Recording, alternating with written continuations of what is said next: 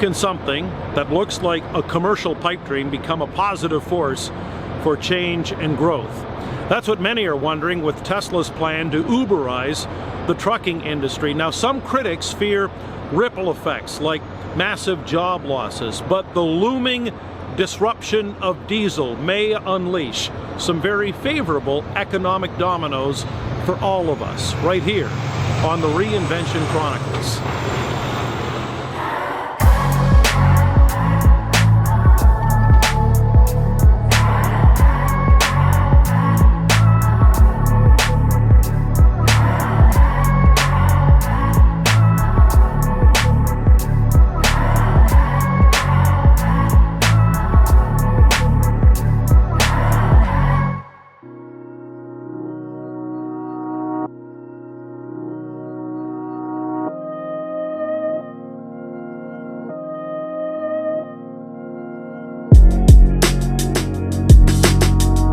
Like to be in a Tesla truck.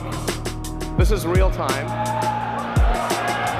It could be the game changer for the entire trucking industry as we know it. November 16th, 2017, Hawthorne, California, Elon Musk, the brains behind PayPal, SpaceX, Tesla, announces his plan to disrupt the entire freight transportation industry. Musk is a man on a mission. He's striving to make humanity ditch planet-killing fossil fuels in favor of electric power. And sustainability fans love what he's doing, especially since those big 18-wheelers, those rigs that go up and down the 401 behind me, they consume about 7% of all energy consumption in North America. 80,000 pounds pulling max gross, getting 60 miles an hour in 20 seconds. The best diesel trucks can only do 45 miles an hour up a 5% grade. Tesla Semi can do 65 miles an hour up to 5% grade. Musk is painting a compelling picture, a hardcore smackdown on gasoline-powered vehicles. He's talking about things like overall cost of ownership, 20% less per mile compared with diesel trucks, safety features such as enhanced autopilot, lane-keeping technology, and a design that makes jackknifing impossible, and a range of 500 miles on a single charge with 0 to 60 acceleration in 5 seconds. Who knows, maybe they'll ignite even more innovation to make it safer, cheaper, efficient to move freight across the country, and who knows, maybe even create a bunch of spin-off industries that will also jump on this new wave of innovation.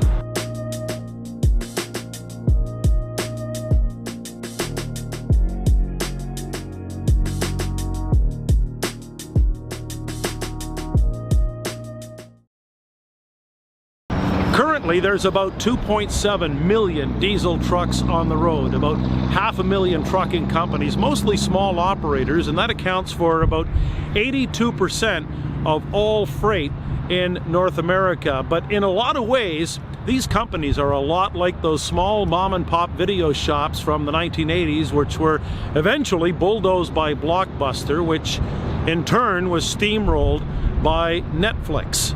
But what does the disruption of diesel mean for the average person, the average consumer, people like you and I, and what economic dominoes are sure to fall? 2 words summarize this whole issue: creative destruction. You see, the world is 20 times more wealthier than it was 200 years ago because of those 2 words, creative destruction.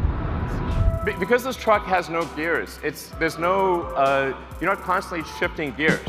Every truck we sell will have enhanced autopilot as standard. It will actually automatically lane keep as well. So even if you're in the truck and you have a medical emergency, the truck will stay in lane.